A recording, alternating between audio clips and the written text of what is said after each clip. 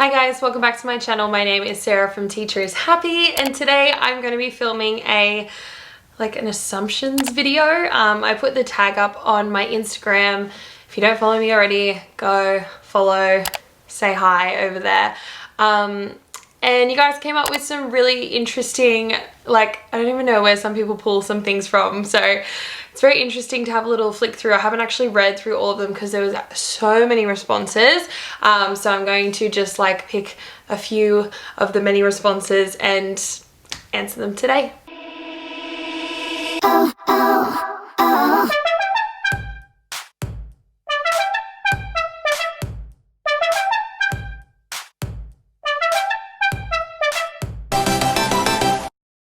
Okay, so I'm just gonna start at the top and I'll work my way down. A lot of them are very similar, which is you didn't always want to be a teacher, or teaching wasn't your first choice. I find that really interesting because then I'm you start questioning yourself, being oh, do I not look like I like it or something? But the truth is I love teaching, but no, I didn't always how some people dream when they're little and they're I'm going to be It was never really, I'm going to be a teacher. The reason I wanted to become a teacher, I had a really fabulous high school teacher, music teacher, who I knew cared about me so deeply, because when I was going through my HSC music, she literally messaged me, I think an email or something, really late one night, and she was like, Sarah, I've been thinking about these songs, I really think you should do this. And she had gone so out of her way so late at night to come up with these songs to help me out. And I was I don't know, I didn't really think too much about it, but she had clearly thought so much about these songs and was up late at night worrying that I hadn't picked songs yet. And her dedication, I was just I want to be like that. I want to be that for somebody. And I just thought that was crazy amazing. I've spoken about this before, but one of the other reasons I wanted to become a teacher is really lame, and it was literally watching the show New Girl, and I was that's my personality. Maybe that's the job I'm meant to do. Do not take your advice from aligning yourself with a character that is not real. However, it ended up being the perfect job for me, and I'm so glad I did it. Again, another one of lots of the same, which were that I don't like to commute. So if you guys have followed me for a while, you know that I commute.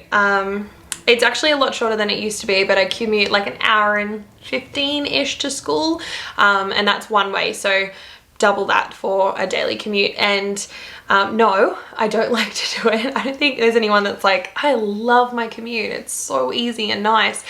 No, I do not like it. I wish my school was closer, but there are definitely perks to having your school further away. You're not constantly running into people from school. You have that reflection time on the way home and the way to school as well, just that calm down. Because I feel sometimes if I'd come straight home or straight into something else, I would feel a bit chaotic from the day because I just had so much going on in my brain. So I'm thankful for the commute in a way, but also kind of wish it wasn't there. But I wouldn't change a thing because I love my school. It says you'll always act bubbly and smiley, but like everyone else, you have bad days and cry. Yeah. I actually cry more than a normal human, I feel. I don't know what the normal amount is, but my husband always says, you cry so much. I'm I'm just an emotional human. I just feel things. I feel things really deeply, and I don't think that's a good way to be, especially someone that's putting themselves out there on Instagram or YouTube, because there are people that send some really nasty things and have said some, yeah, and I feel them in my heart so deeply, and I need to learn to separate things. But I also feel for other people's stories very deeply, and always want to get involved or help in some way, and it's not a healthy thing to do for yourself. I find it really hard to distance myself from things like that. So yes, I'm very emotional. I have down days. I cry all the time. I do feel negative feelings and guilt and all sorts of things. So no, I'm not always happy sunshine Sarah. And I think that this year in particular has had a lot of down days and a lot of bad days, but I try not to bring it into the classroom because you know, your kids need you to show up for them, but I definitely, you know, vent to co-teachers and vent to my friends or Bryce on the phone about some bad days that I've had, or I go and have a little cry in my car and then come back in and I'm back. I'm into it. People always assume you're younger than you are. Does that mean I look old? I hope not. No, I think people pretty much nail it. I'm 20, I was about to say 26, but I'm not 26 till October. I'm 25 years old. I think that people at school, maybe, I know my prac student Elise was like, oh, actually you're like my age. Or actually I had a prac student who was like 30, 31 years old, and just like, oh, you're heaps younger than me. I mean, you're heaps younger than me. And I was like, oh yeah, is that a bad thing? Like, I hope that you don't think that I don't have the experience that's needed, or that being young means that you don't have positive things to say, or yeah, good advice and things. But yeah, I think so. Sometimes people assume that I'm like a little bit older. My sister and I actually always get confused for being like the younger or older sister. My sister is about 5.5-ish years older than me, and I often get like told that I look like the older sister, and I'm like, it's these teaching lines. The children have aged me. You aced your uni degree. I didn't ace it as such, but I definitely like worked hard.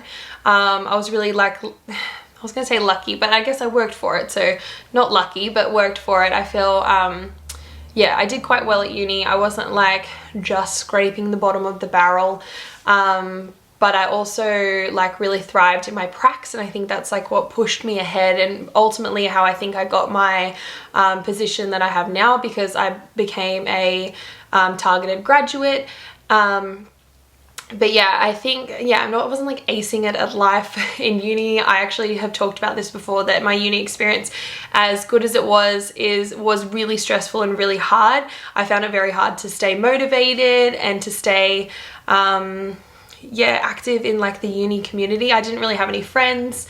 Yeah, so I just would like kind of rock up to class, do my thing and leave. Like, I didn't really feel like part of it, and I think that's really hard and not a very nice feeling to be in. I really loved my uni and I really loved my lecturers and things, but yeah, I wasn't like connected to uni as much as I would have liked to have been, and I didn't really like studying. Go figure. Didn't really like learning. I think that, yeah, it's just so different from high school, and I think I'd always been really lucky. Like, my primary school and high school experience, I always had teachers that really like looked after us and really like pushed us and motivated us. And when I had to go into being self-motivated, it was really, really hard. I really struggled. I didn't find uni very easy. You were really smart and a top achiever in high school. No, I definitely wasn't like really smart. I definitely wasn't like struggling through, but I definitely got some bad, a mix of bad and good grades. I feel like I achieved in the things that I really liked, and the things that I really didn't achieve in. So I just wasn't like a fan of like history or geography or science or maths. So I feel like I just didn't put my whole heart into them like I could have, and I used to get a lot like of, you know, she has potential, but she likes to talk a lot. I just really cared about the subjects that I did for like my HSC, which was music and textiles and business and English. I really loved those, so that's where all my time and effort kind of went into. And the other subjects I was just like, yeah. So high school, yeah, not really smart, like top achiever, but my friendship group was, and I actually found that really hard because they were really smart, like really smart people, very clever, very motivated, very driven, would study on the weekends, and I just wasn't like that. I was like, oh, I'm gonna go write a song, or I'm gonna go play guitar, or I'm gonna go film a video, or I'm gonna take photos, or I just was like more creative and not really like super duper smart, as you can probably tell from my poor grammar. Okay, I've just had to turn down the quality of this film because it's like not liking shooting in 4K, so hopefully this is good quality. It almost looks better quality, so I don't know what the go is. I'm still working out this new camera. The next question I had was, you don't socialize much with other staff as you're always in your room working. I feel like that's like the complete opposite. I feel like I don't get all that much work done during like lunch and recess because I always end up hanging in the staff room for a really long time. I'm really blessed. My like school, I just have like the nicest people to work with, and we're all like friends, and it's really beautiful. So I definitely get to the staff room at least once or twice a day, if not 3 times a day. Like in the morning, I normally have my breakfast in there, chat to whoever's in there. Lunchtime, either side of my duty, I will probably have lunch in there because there's a microwave and it's normally like a hot lunch. And at recess, I normally go in there as well. So I'm always in the staff room. I'm always socializing, and it's probably my downfall. I could probably get a lot more done if I didn't. But I also think like you've got to take breaks. You've got to stay sane. And hiding in your room all day is probably not all that beneficial. You need to talk to other adults. Yeah, I really like promote getting to your staff room and getting to know your colleagues. I understand in some environments, maybe it's a bit, I don't know, maybe a bit toxic or like not a nice place to be, but I'm really lucky my staff room is definitely a really fun place to be. You're a perfectionist. Yeah, like I feel like every teacher is, isn't that like one of our big downfalls? I think that I've become less of a perfectionist over the years. In my first year, I tried so hard. Like my room had to be like clean every afternoon, and I had to like have all my marking done every afternoon, and was just like putting way too much pressure on myself about stuff that I was making up my like own deadlines about. So I think that was really silly and a really easy way to get burnt out. So I think that being a perfectionist, as much as like there's definitely qualities to that, and I know why people like say like, oh, my most negative is that I'm a perfectionist, but it actually can be a huge downfall because, oh, my light just fell down. It can mean that you don't take time for self-care or all those other important things. Just hold on while I fix my brand new light. You and your husband are super supportive of each other. I think we kind of have to be. Both of our jobs, like besides my teaching, our jobs are like super creative. So you kind of have to like build each other up and make sure that yeah, that you do support each other. So Bryce supports me by being quiet while I'm filming, and he's always telling me like, oh my gosh, I'm so proud of this, and look at what you're doing, and like really celebrating all the things about what I'm doing with YouTube and Instagram and teaching. And I try to celebrate him as well. He has been making music for a really long time, and I'm his #1 fan. So yeah, no, we definitely support each other. I try to build him up and share his music and stuff, which you should go and check out, by the way, at Bryce Sainty. Go check it out. I love this one. You have your life together. Thank you for saying that, and I'm glad it makes it look like that, but I don't think anyone has their life together. I think that's yeah, not a good way to see the world, because if you think that people on Instagram or YouTube are just like smashing it and like there's only good stuff in their life, it's because they don't share the bad stuff. You know, if you have like a fight, or if you you know, have a bad day and stuff, you don't really feel like whipping out the camera at that point, filming it, editing it, and putting it online. It's just like not a natural thing. Like if you're having like, I feel like someone, was it Bron that said it on Teach Data once, and she was saying like, if your kid's having a tantrum, you're not like out like filming them having a tantrum, you're normally dealing with the tantrum. So that's the same thing with like negative stuff online. It's not that we're trying to like hide it, it's just kind of like an unnatural thing to share. You want to share the good stuff, and I definitely try, maybe not so much on my Instagram store like static posts. When you look at it, you're like, oh my gosh, she's got a life together, she can like teach and she's married. I don't know, whatever your criteria is for having their life together, but yeah, in my stories I try to show like the real side and the ups and downs and the negative stuff, because there's plenty of that. But I just think that, yeah, it's kind of unnatural to like share like bad stuff all the time. I think there's like big moments in your life and you know, some really bad things happen, and I'm always blown away by people sharing those kinds of things. But yeah, definitely don't have my life together. I like certain aspects of my life, and I think they're going the way that I would like them. But there's lots of things that I want out of life, and lots of things that don't go my way, and I don't always share about them. Sometimes they're too hard to share, or they're not something that I feel comfortable sharing right now, and maybe I will in the future. But no, I don't think anyone has their life together. You are so balanced.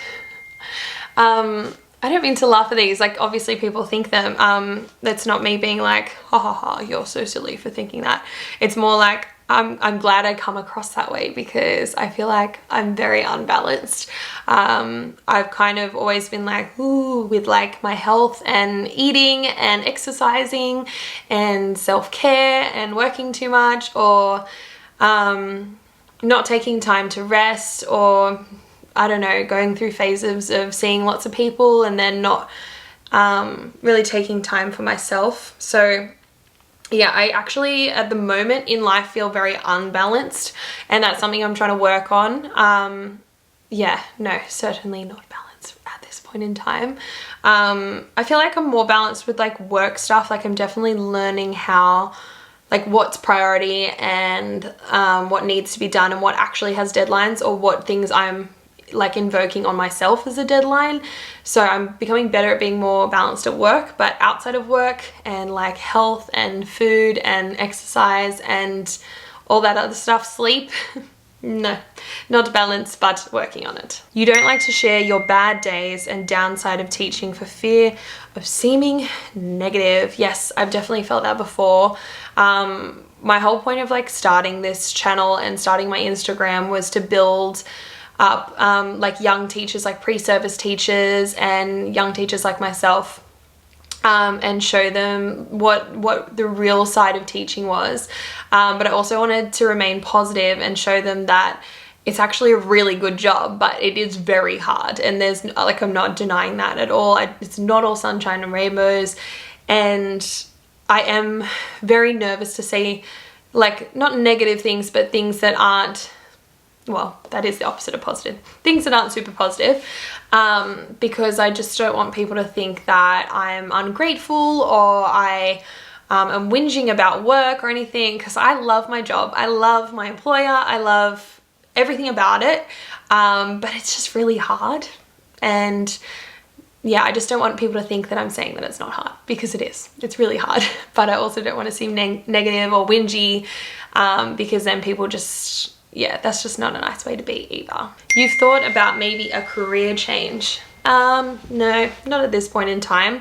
Like I've said before in like previous Q&As, like I always wanted to be a singer, and I always wanted to make videos, and I wanted to start a YouTube like when I was like in year 8 at high school, and I didn't start it until I was 24, but oh, how old was I? 24? Yes. But yeah, so I haven't thought about a career change, but I've worked out ways that I can do things that I'm super passionate about outside of teaching. But I just do them with teaching because I don't want to give up teaching, because I really like it. You compare yourself to others around you a lot. Yeah, I'm not going to say I don't, because I definitely do. People on Instagram, people in my real life, people from my high school, yeah, my friends, my family, of course. I compare myself to people all the time, and it's actually kind of a big issue because I'm just like, look at what they're doing. They've bought this house, or they've had this baby, or they've got this job, or like they're smashing it on Instagram. They've got like all these followers. You know, they're getting all these views on YouTube, and I think it's not a very nice way to be. And again, that's something I'm really working on with the whole like balanced thing, because you can't do it all. I've been lucky to have Instagram and to have like a following and things like that as well, and I think I'm trying to remember that. I think I just got to remember all the good stuff. I think it's very easy to focus on the things that you don't have and not to focus on the things that you do have, and I know that I have a lot and I'm very blessed, but it is very easy to compare yourself to others, and if you're someone that does that, we're the same. Like, I don't not do that. That's not a chip that I'm missing. I definitely have that. And I was reading a book by Susie Moore, and it's called Stop stop checking your likes. I'll tag it here. And it really helped me out. I think it just gave me a bit of perspective on Instagram and social media and just kind of life, like just not comparing yourself to friend situations, because we all have different situations. Like everyone's in a different work situation, family situation, money situation, goals. We all have different talents. We all have different skills. We all have different personalities, and we all have different priorities. So I think it's important to not get too caught up in that and comparing yourself to others, because no one's in the same position as you are. You're all in and give absolutely everything because you love what you do. I hope so. I think most of the time I do, not all the time. I'm a person and I try to give it my all 90% of the time, but yeah, it can definitely lead to burnout. So know that you don't have to be like 110% all the time, like going in so hard. I definitely did in my first year because I just cared so deeply, and I still care so deeply about my job and my kids, but you've also got to realize that you're a person, and you do have a point where you need to rest and recharge to then be ready for the next day and the next week and the next term. Want lots of children of your own. I don't think I want like a lot of children. I just think when that time comes, that it will be such a blessing, and whatever amount, or if that happens, then it will just be so good, whatever that looks like, because I have no idea, and I won't until that happens. Someone said you do a lot of late nights at school to juggle AP/classroom jobs. Thank you for thinking I was an AP. So fancy. No, I'm not actually an AP. I think that's definitely a path that I want to go down. No, I know it's a path I want to go down. I just don't know at what aspect and at what time. But yeah, I don't do a lot of late nights. I just kind of I work long hours during the day, so that when I come home, I don't have to do work, so I can kind of draw a line and separate like school and home. And I think that's the way that works for me. I know that some people don't have that luxury. They've got kids or they've got other commitments, but for now I can work like really long hours and then come home and just be like, this is a school-free zone. That's not always the case, like reporting time, assessment periods, things like that as well. You know, I try, like stuff has to happen at home sometimes, but I try and do it all at school, and that way I can just kind of like draw a line. So you get easily stressed, but once reassured by others, you're okay and calm. I definitely get really stressed. I'm not great with stress.